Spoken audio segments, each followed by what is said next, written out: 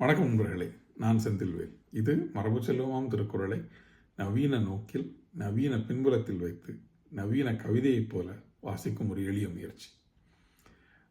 தனிப்படர் மிகுதி அதிகாரம் முடிச்சுட்டு அப்படியே பொருட்பாலில் மருந்து அதிகாரம் பார்க்கலான்னு தோணுச்சு.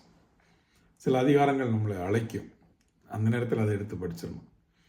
அப்படிப்பட்ட ஒரு அதிகாரம் மருந்து. இந்த அதிகாரத்தை வள்ளுவர் இப்படி துவக்குகிறார்: மிகினும் குறையினும் நோய் செய்யும், மிகினும் குறையினும் நோய் செய்யும் நூலோர் வழிமுதலா எண்ணிய மூன்று. மிகினும் குறையினும் நோய் செய்யும் நூலோர் வழி முதலா எண்ணிய மூன்று. பொருள் எளிதானது தான். மிகினும் கூடினாலும் குறைந்தாலும் நோயை செய்யும். சமநிலையில் இருக்கணும். எது அப்படின்னா மூன்று விஷயங்கள் சமநிலையில் இருக்கணும். அது எது மூன்று அப்படின்னா வழி முதலாக சொல்லக்கூடிய மூன்று அப்படின்றார்.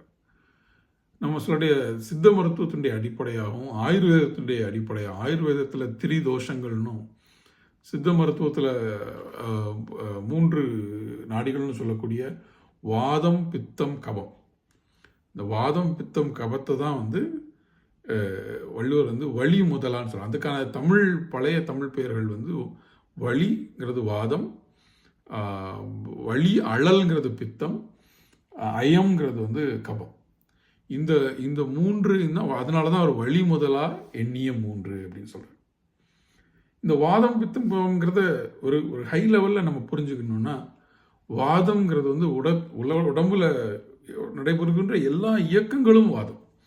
நரம்புகளில் நடக்கக்கூடிய எல்லா மூமெண்ட்டும், சதைகளில் முட்டுகளில் நடக்கிறது, ஈவன் செரிமானம், மலம் வெளியேறுதல், இதெல்லாம் எல்லா மூமெண்ட்டும் வாதம்.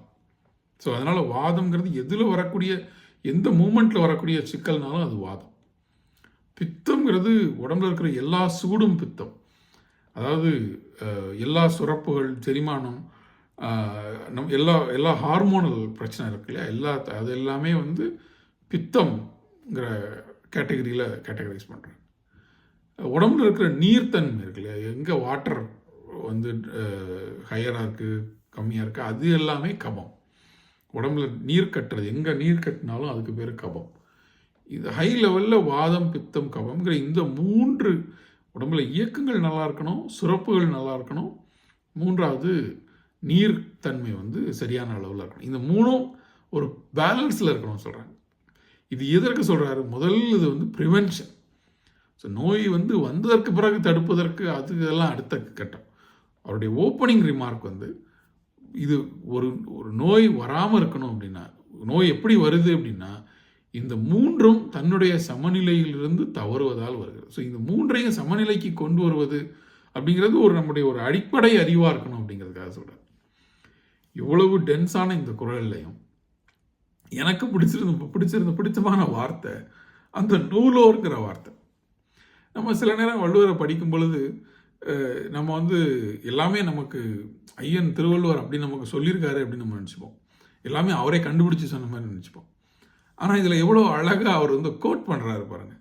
நூலோர் வழி முதலா எண்ணிய மூன்று. நூலோர் தொகுத்தோட்டில் எல்லாம் சிலைன்னு சொல்லுவார். அப்போது அவருக்கு முன்னாடியே இது எவ்வளவு ரிசர்ச் பண்ணி, அதுக்கு முன்னாடியே இது ஒரு அட்லீஸ்ட் படித்தவர்கள் மத்தியில் ஒரு காமன் நாலெட்ஜாக இருந்தால் தான் அவர் இது அப்படி ஒரு காமன் ரெஃபரன்ஸாக சொல்கிறார். இப்போ நியூட்டனோட 3 விதிகளை நம்ம சொல்கிறதுக்கு நீங்கள் ஃபுல்லாக எக்ஸ்பிளைன் பண்ணுறதுக்கு தேவையில்லை. நியூட்டன்ஸ் 3 லாஸ்ன்னு சொல்லிடலாம் இல்லையா, மூமெண்ட்டுன்னு. அந்த மாதிரி இது அவ்வளவு காமன் நாலெட்ஜ் அன்னைக்கு. இன்னைக்கு இந்த குரல் வீடியோ போகிறதுக்கு முன்னாடி நான் வாதம், பித்தம், கவனம் எனக்கு என்னன்னு தெரியல, தேடி பார்த்து அதிலிருந்து தான் நான் தெரிஞ்சு சொல்கிறேன். ஆனால் எவ்வளவு நாலெட்ஜை நம்ம இழந்துட்டோம். இது அவ்வளவு காமனான நாலெட்ஜாக வள்ளுவர் காலத்திலேயே இருந்திருக்கிறது. வழிமுதலாக எண்ணிய மூன்றுங்கிறது சித்த மருத்துவத்தினுடைய அடிப்படைகளாக, ஆயுர்வேதத்தினுடைய அடிப்படைகளாக இருந்த இதை நம்ம கிட்டத்தட்ட இழந்துட்டோங்கிற ஒரு பதட்டம் உருவாகுது இந்த குறளை படிக்கும்போது. இன்னொரு தடவை குறளை படிக்கலாம். மிகினும் குறையினும் நோய் செய்யும் நூலோர் வழிமுதலா எண்ணிய மூன்று. தொடர்ந்து நோய்களை பற்றி என்ன சொல்கிறாருன்னு பார்ப்போம்.